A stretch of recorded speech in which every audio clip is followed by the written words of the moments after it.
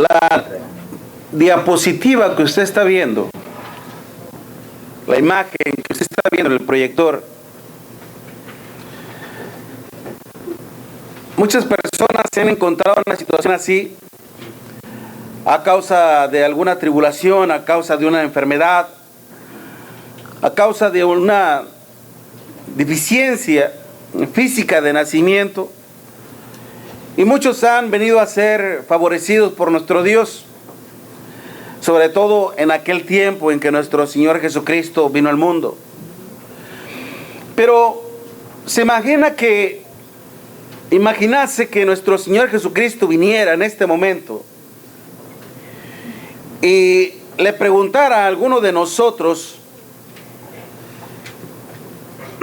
¿crees tú en el Hijo de Dios? Que le pregunte a usted o a mí: ¿crees tú en el Hijo de Dios? ¿Qué le responderíamos, hermanos? Si tuviéramos una idea, un pensamiento sobre la palabra creer, en el sentido de que solamente aceptar a Jesucristo como un personaje real, pues estamos equivocados. El aceptar solamente su palabra en el sentido de que es verdad, pues nos quedaríamos cortos. Acuérdese que la palabra creer implica una total confianza en nuestro Dios. En otras palabras, si el Señor le preguntara a usted: ¿confías en mí? ¿Realmente confías en mí? ¿Puedes confiar en el Hijo de Dios? La palabra, el hecho de confiar en una persona, hermanos, nos lleva a depositarle toda nuestra confianza, todo nuestro ser a aquella persona. Es como cuando usted se pone en las manos de un doctor para ser operado. Usted confía en la capacidad, en la experiencia de aquella persona para poder hacer un trabajo sumamente, altamente delicado. El confiar nos lleva a la obediencia. El confiar nos lleva a la rendición a nuestro Dios. Si el Señor le preguntara a usted, ahora que usted tiene un claro concepto de lo que es creer, si el Señor le preguntara a usted: ¿crees tú en el Hijo de Dios? ¿Qué le responderíamos, hermanos? Para que todo ser humano pueda realmente, hermanos, creer en el Hijo de Dios y ser grandemente bendecido por nuestro Dios, necesita conocer la importancia de su fe en nuestro Dios. Si usted no logra entender, hermanos, la importancia que conlleva esto, créalo que usted nunca se va a rendir a nuestro Dios por completo. Tal vez no lo haga, tal vez lo haga parcialmente, es decir, más o menos, tal vez nunca lo haga.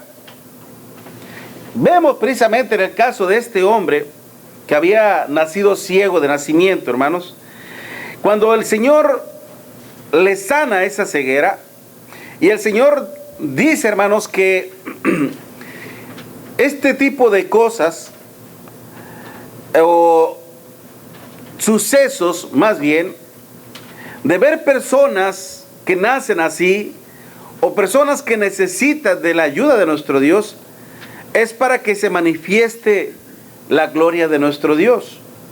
Voy a retrocederme un poco en el capítulo 9 de Juan, pero en los primeros versículos, en donde el Señor, fíjense lo que dice la palabra del Señor, en los primeros versículos del capítulo 9 de Juan: al pasar Jesús vio un hombre ciego de nacimiento, y le preguntaron sus discípulos diciendo: Rabí, ¿quién pecó, este o sus padres, para que haya nacido ciego? Démonos cuenta que la desgracia, la desdicha de este hombre, sus discípulos, los judíos, se lo atribuyen a algún pecado que en el pasado había cometido, o que por herencia del pecado de sus padres, este hijo nació así. Ni una cosa ni otra, le dice el Señor. Respondiendo Jesús, le dice: no es que pecó este ni sus padres, sino para que las obras de Dios se manifestasen en él. Mas es necesario hacer las obras del que me envió, entre tanto que el día dura, la noche viene cuando nadie puede trabajar. Si el mundo, hermanos, está carente del conocimiento de nuestro Dios, si el mundo sufre a consecuencia de su pecado, ¿para qué nos formó a usted y a mí? Para dar la luz a nuestro Dios, para dar el entendimiento a nuestro Dios, para quitarle la ceguera a muchos que están en el pecado. Pero es por eso que el Señor, hermanos, al ser la obra de nuestro Dios, al sanar a este ciego, al haber hecho lodo, después de haber escupido en la tierra, hizo como el lodo y se lo untó a sus ojos y le dijo: ve y lávate en el estanque Siloé. Este hombre oyó y creyó y fue a lavarse y fue sanado. ¿Qué pasa después, hermanos? Que este hombre es llevado por los fariseos y empieza a ser cuestionado. Y es expulsado de la presencia de los fariseos. Tal vez a lo mejor estaban en la sinagoga, o tal vez era el templo, o nada más reunido con los fariseos y con los principales sacerdotes que formaban parte del Sanedrín. Sin embargo, cuando el Señor sabe que este hombre fue expulsado, dice precisamente en el versículo 35, oyó Jesús que le habían expulsado y hallándole le dijo: ¿crees tú en el Hijo de Dios? Respondiendo él dijo: ¿quién es, Señor, para que crea en él? Se da cuenta la gran necesidad que este hombre tenía. No podía él confiar en aquel hombre que le había sanado porque aún no le conocía.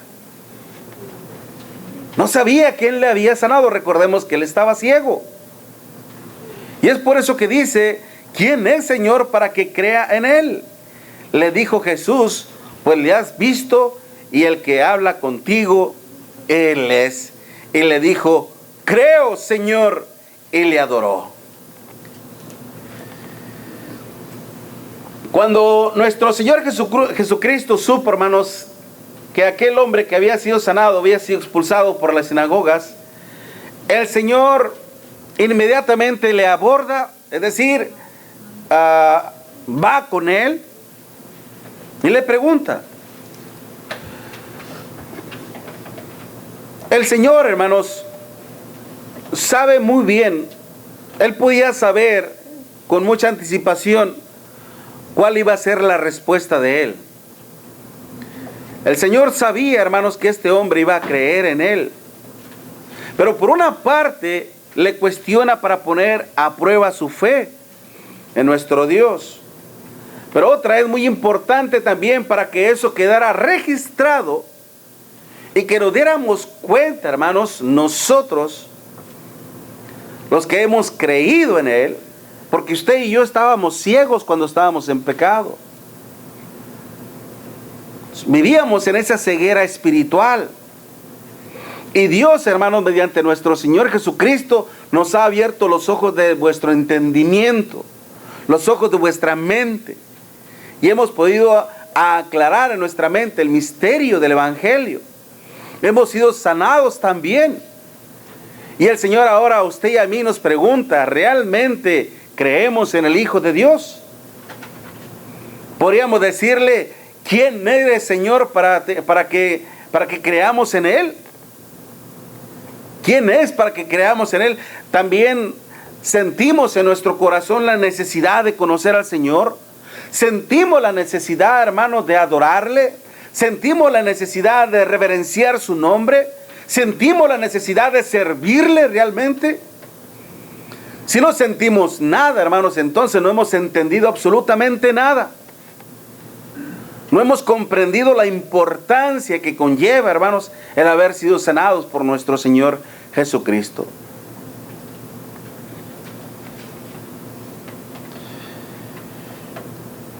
Bien, podríamos decir, hermanos, que lo que el Señor quiere hacer es que este hombre confiese plenamente, públicamente su fe en el Señor, pero sobre todo que esté plenamente convencido de quién le sanó y a quién pretende servir y a quién pretende adorar. La gente hoy en día, hermanos, conoce a nuestro Señor Jesucristo a media, lo decíamos a través del estudio. No saben en realidad quién es nuestro Señor Jesucristo. Sigue siendo todavía un misterio, pero no para nosotros lo debe de ser. Por eso, ¿por qué es importante entonces que todo ser humano esté plenamente convencido de la existencia de nuestro Dios? ¿Por qué el ser humano tiene que estar plenamente convencido de quién es en realidad nuestro Señor Jesucristo? El Espíritu Santo decía, hermanos, allá en Hebreos capítulo 11, versículo 6, pero sin fe es imposible agradar a Dios. Porque es necesario que el que se acerca a Él crea que le hay y que es galardonador de los que le buscan. Este hombre, hermanos, una vez que supo quién era el que le había sanado, lo primero que hizo fue adorarle, ratificar su fe delante del Señor y dijo, creo. ¿Por qué? Porque él experimentó en carne propia, en su vida misma, el poder de Dios. El haber sido sanado por nuestro Señor Jesucristo solamente con saliva y tierra. Él oyó la voz solamente, él nomás sintió que le untaron algo en sus ojos y le dijo, ve y lávate en el estanque Siloé. Confió en esas palabras y fue sanado, pero no supo quién le había sanado. Una vez que el Señor se le dice, yo soy, creyó en Él. El Señor dice, hermanos, que cuando sus ovejas oyen su voz, le conocen. Usted puede oír tanto alboroto en una escuela, como cuando salen los niños corriendo de la escuela. A veces los veo yo a mis nietos, que salen, no corriendo, pero vienen entre todos. No logro yo oírlos, tal vez usted sí lo puede oír cuando reciba a sus hijos dentro de la escuela. Puede oír tanto ruido, pero cuando se oye esa vocecita, y usted dice, ese es mi hijo, esa es mi hija. ¿Por qué? Porque sabe distinguir esa voz. Le es muy familiar. Le es muy amada esa voz. Así el Señor, hermanos. Este hombre oyó esa voz, pero necesitaba ver para poder creer plenamente, para poder estar plenamente convencido de quién le había sanado. Y dice que le adoró. La palabra adorar, hermanos, en el griego es proskuneo. Implica precisamente hacer un acto de homenaje, de reverencia a un ser supremo. Es a nuestro Dios mismo, hermanos. Toda criatura, hermanos, tiene que rendirle homenaje a nuestro Dios. Si su misma creación, hermanos, si el sol se mantiene ahí y todos los planetas a su alrededor, si todo se mantiene en movimiento, hermanos, es por la voluntad de Dios. Si la lluvia cae, hermanos, es por voluntad de Dios. Nada se mueve si no es por la voluntad de Dios. Y la misma naturaleza obedece a la voz de nuestro Dios. Nosotros ya no solamente somos criaturas de Dios, hermanos. Ahora somos hechura de Dios. En Cristo Jesús, Señor nuestro. Un nuevo linaje. Y debemos darle reverencia a nuestro Dios. Al principio, como les decía, este hombre había sido creyente y obediente a las palabras del Señor, como lo vemos en los primeros versículos 6 y 7, cuando él oyó la voz y obedeció a la voz del Señor y fue y se lavó y quedó sanado. Esto nos dice una cosa muy importante. Para que usted y yo podamos ser sanados de esa ceguera espiritual, necesitamos oír, creer y ser lavados en el bautismo para el perdón de nuestros pecados. Pero este hombre oyó y creyó y obedeció a la palabra del Señor, porque ¿qué era lo que deseaba este hombre? Hermanos, este hombre había nacido ciego, no conocía la luz del sol. Nosotros tenemos esa gran bendición, hermanos, de poder ver la luz del sol, de poder distinguir todos los colores, de poder ver el rostro de nuestra familia, de nuestros hijos, de nuestra padre, nuestra madre. poder presenciar toda la hermosura de la creación. Y dígame una cosa, ¿cuándo le da gracias a usted a Dios por ello? ¿Cuándo? Necesitamos estar enfermos para después, Dios mío, sáname de esta ceguera, y después de que estemos sanados, decir gracias Dios mío porque vuelvo a ver. Que se nos pongan otra vez, ¿cómo se llaman esas cataratas en los ojos? Que nos impidan ver con claridad. Yo cada vez me quedo más ciego, hermanos. Necesito más aumento en los lentes. Y antes tenía ojo de águila, pero ahora me imagino que ni ojo de ratón. Y uno pide a Dios por ello. Porque cuán importante es la vista, hermanos, el ver el rostro de mis nietos, de mi familia. Es una gran bendición. ¿No cree usted que para este hombre le haya sido una gran bendición el haber sido sanado? Cuán agradecido estaba entonces con nuestro Dios el haber sido sanado. Y es por eso que él deseaba conocer a quien le había sanado, para ser agradecido con él. No solamente estaba dispuesto a creer en él, sino también a darle un homenaje, una rendición, hermanos, una adoración a nuestro Dios. Hoy en día, hermanos, infinidad de gente desea adorar al verdadero Dios con un corazón honesto, dispuesto en obediencia. Y sienten el deseo en su corazón, hermanos, porque desean entrar en una relación con nuestro Dios. Lamentablemente, tristemente, hermanos, no en todas partes se proclama el Evangelio de nuestro Señor Jesucristo. A veces se proclaman otras cosas como el testimonio humano, experiencias humanas, chistes, comentarios, anécdotas, tantas cosas, pero no el Evangelio de nuestro Señor Jesucristo. Este es el Evangelio. Que Dios mediante nuestro Señor Jesucristo puede sanar toda nuestra dolencia espiritual. Para que conozcamos su gloria, para que veamos su gloria. Gloria como del unigénito, decía el apóstol Juan en el Evangelio mismo en el capítulo 1. Y vimos su gloria, gloria como del unigénito. Así la pudo presenciar también este hombre cuando fue sanado. Y experimentó también en su vida propia.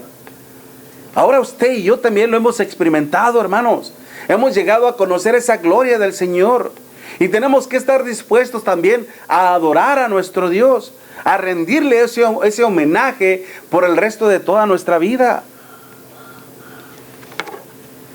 Estar siempre presente, hermanos, ante la presencia de nuestro Dios, dispuesto a rendirle nuestra devoción a nuestro Dios. Pero debido a veces a la maldad de la gente, hermanos, de falsos profetas, de predicadores deshonestos, mucha gente no logra alcanzar su objetivo, que es adorar a nuestro Dios con una fe genuina y verdadera. Pero recordemos, hermanos, que ahora usted y yo estamos precisamente. Nuestro Dios envió a su Hijo precisamente para que las obras de Dios se hiciesen. Ahora usted y yo hemos sido elegidos por nuestro Dios, como dice el apóstol Pedro allá en su primera carta, en el capítulo 2, versículos 9 y 10.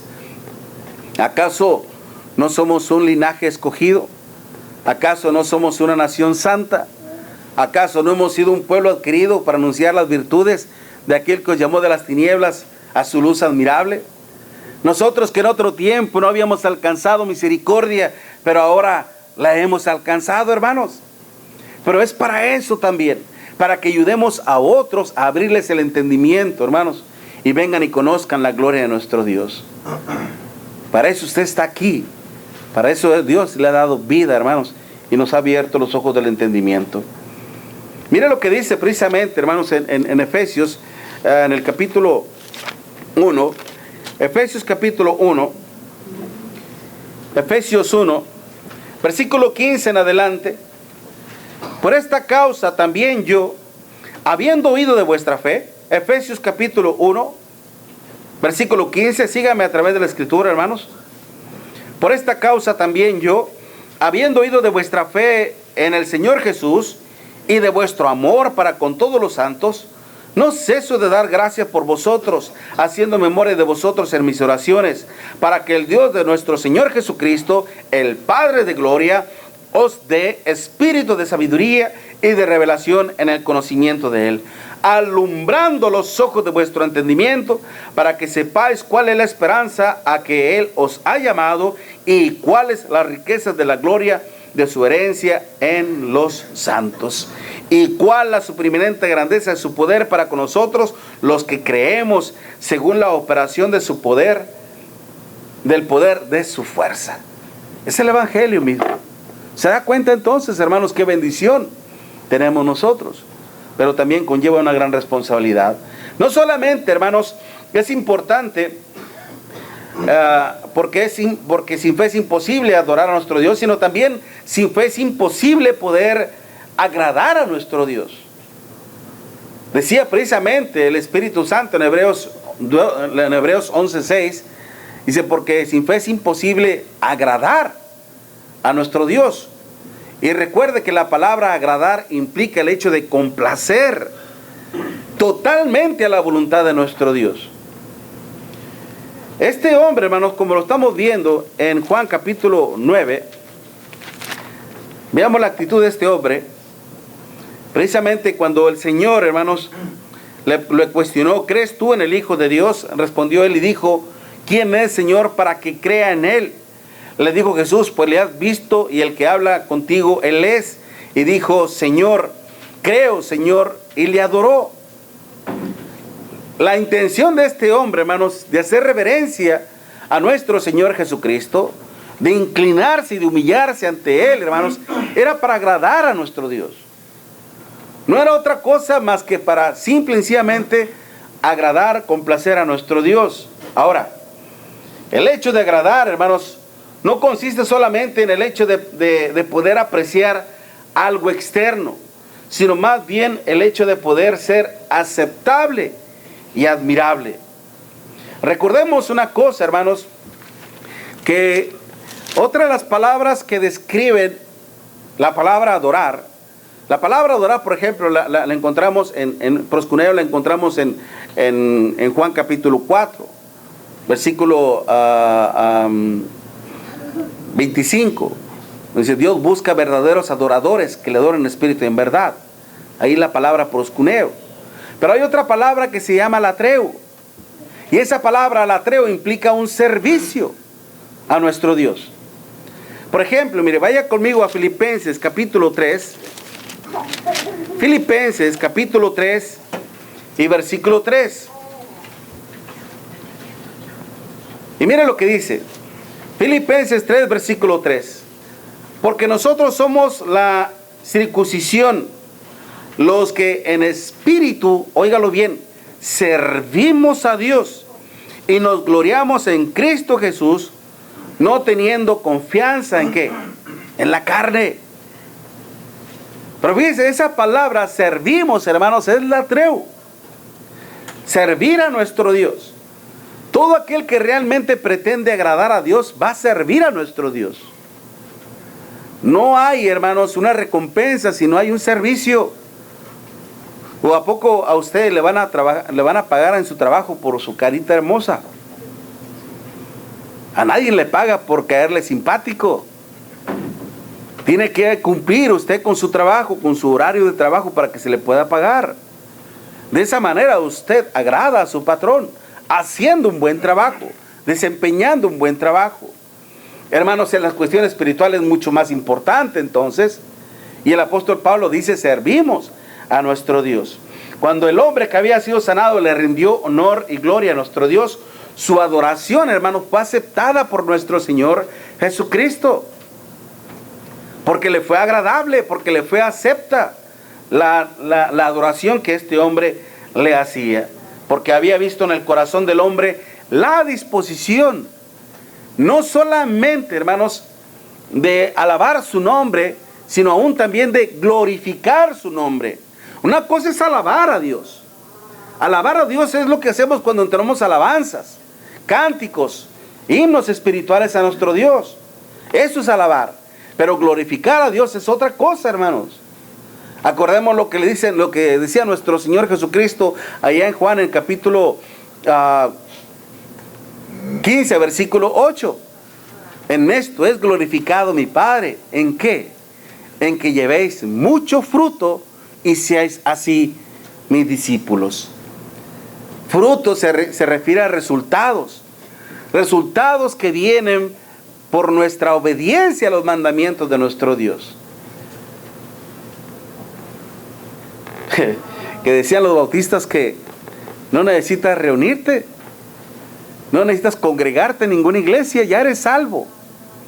¿Y qué hacemos entonces con, yo le hubiera dicho, qué hacemos entonces con Hebreos capítulo 12, versículo 28?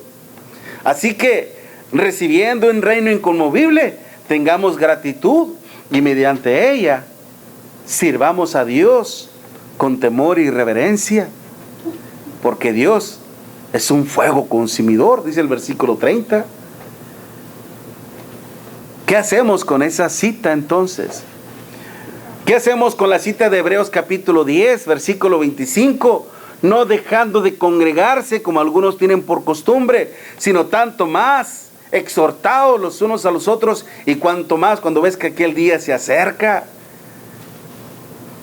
Y ya después dicen los más versículos, porque el que pecare voluntariamente, después de haber recibido el conocimiento de la verdad, ya no queda más sacrificios por los pecados, sino una horrenda expectación de juicio y de hervor que ha de devorar a los adversarios. Que no necesitamos congregarnos. Eso es mentira. Esa es la mentira del diablo. Que usted no tenga nada que hacer por su salvación, eso es mentira. Efesios capítulo 2, versículo 10. Dios ha hecho cosas, hermanos, aún antes de la eternidad, para que anduviésemos en ellas. De esta manera servimos a nuestro Dios. De esta manera glorificamos a nuestro Dios. Este hombre quería no solamente alabar a Dios, sino también glorificar a nuestro Dios. Y es por eso que le rindió homenaje. Y lo mismo tenemos que hacer entonces todos nosotros. Es hermoso cantar alabanzas a nuestro Dios. Es hermoso deleitarnos en la alabanza a nuestro Dios. Por eso dice el apóstol Pablo, que pues oraré con el espíritu, pero oraré también con el entendimiento. Cantaré con el espíritu, pero cantaré también con el entendimiento. Anoche una persona me decía, oye Miguel, ¿podrías cantar una alabanza, un cántico, una alabanza aquí? Le digo, no se puede. En una reunión familiar, las alabanzas son para nuestro Dios.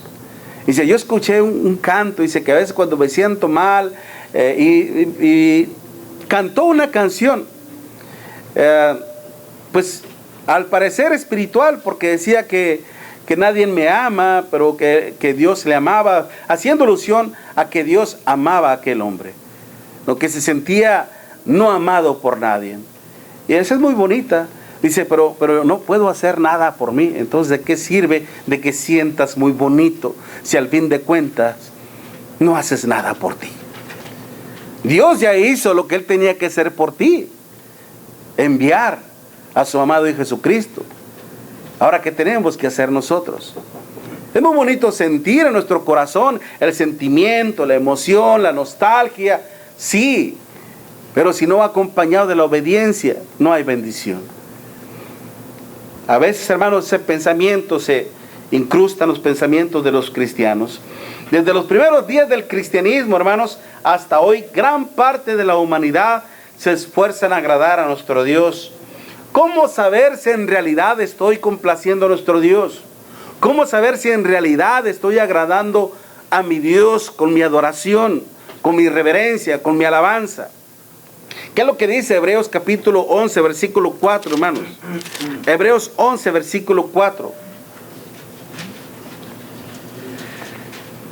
Dice que por la fe Abel ofreció a Dios más excelente sacrificio que Caín, por lo cual alcanzó testimonio de que era justo, dando Dios testimonio de sus ofrendas, y muerto aún hablaba por ellas. ¿Cómo fue que Abel pudo complacer, satisfacer a Dios? Por la fe. Por la fe. No porque presentó lo más gordo de los animales, sino porque obedeció a la voz de Dios. Se humilló ante nuestro Dios. Hizo lo que Dios le había pedido. Esa es la manera, hermanos, de cómo asegurarnos nosotros de que lo que estemos haciendo agrade a Dios. complazca a nuestro Dios. Y de esta manera, entonces, hermanos, estaremos seguros que nuestra ofrenda a nuestro Dios es aceptable a nuestro Dios. Porque déjeme decir una cosa, que todo lo que no proviene, óigalo bien, todo lo que no proviene de la fe, dice el apóstol Pablo, resulta en pecado. ¿No me lo cree? Romanos capítulo 14, versículo 23. Mire lo que dice la Escritura. Romanos 14, versículo 23. Pero el que duda sobre lo que come es condenado, porque no lo hace con fe. Y todo lo que, dése cuenta, la palabra todo implica todo, aborda todo. Todo lo que no proviene de fe, ¿qué es? Pecado. Así de simple. Se da cuenta entonces cuán importante es que uno, hermanos, se asegure de que su fe sea, ¿cómo le podría decir? Adore a nuestro Dios, pero también agrade a nuestro Dios. Y por último, sin fe es imposible alcanzar la vida eterna.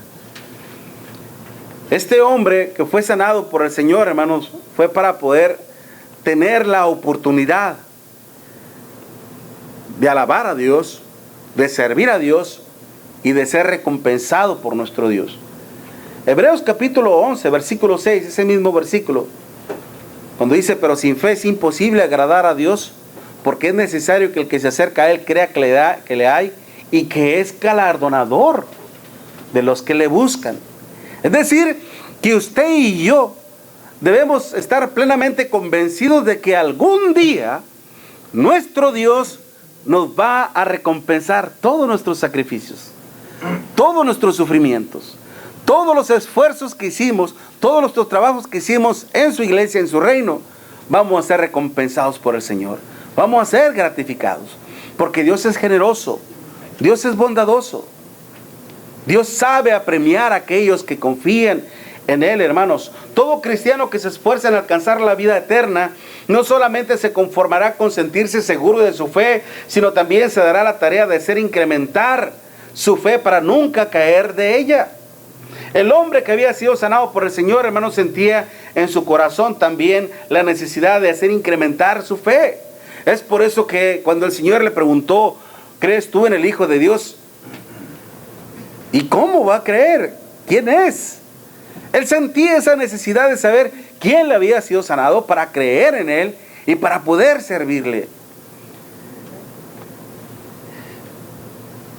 El consagrar nuestra vida, hermanos, el vivir una vida en devoción a nuestro Dios.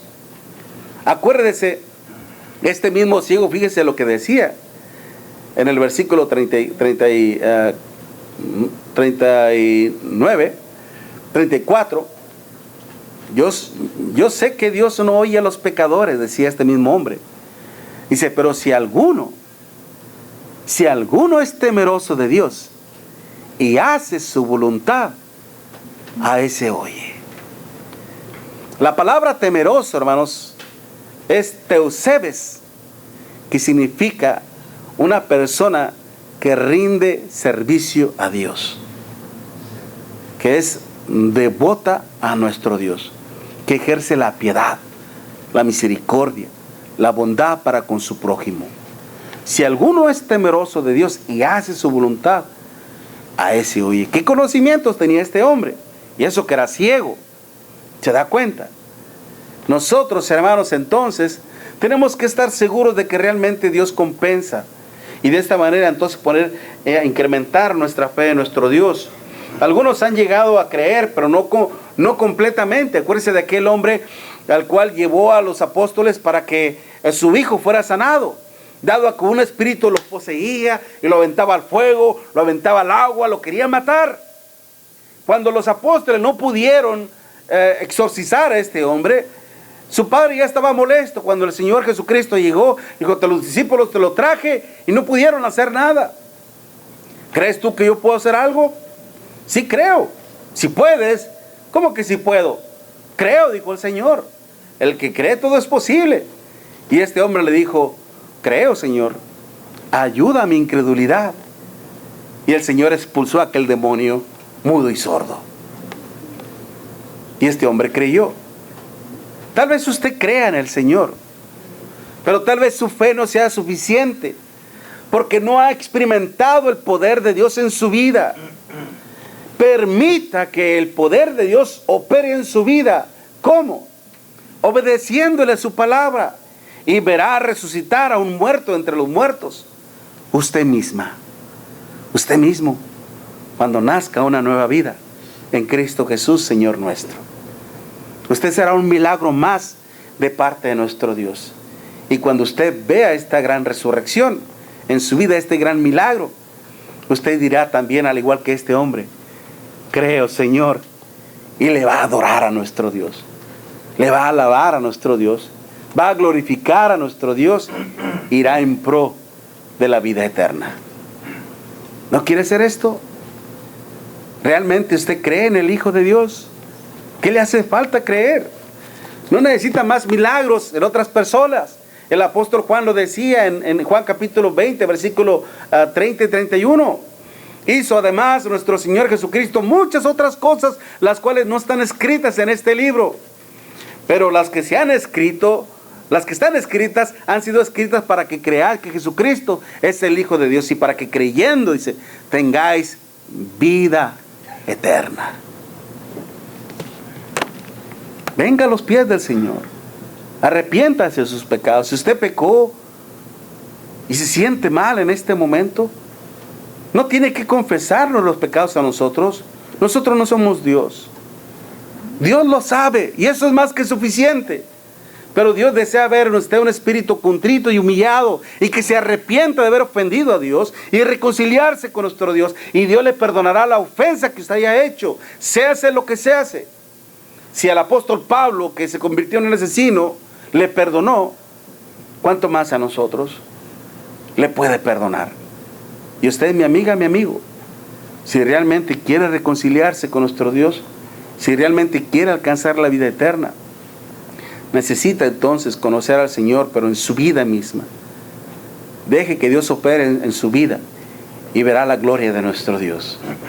Mientras entonamos un himno de invitación, medite en esto. Recuerde que cada día que pasa, cada segundo, cada minuto, es una oportunidad que Dios le está dando para que usted se reconcilie con nuestro Dios. Porque el día de mañana, ¿quién se lo asegura? Nadie, solo Dios. Mientras entonamos este canto de alabanza, nuestro hermano ya está listo.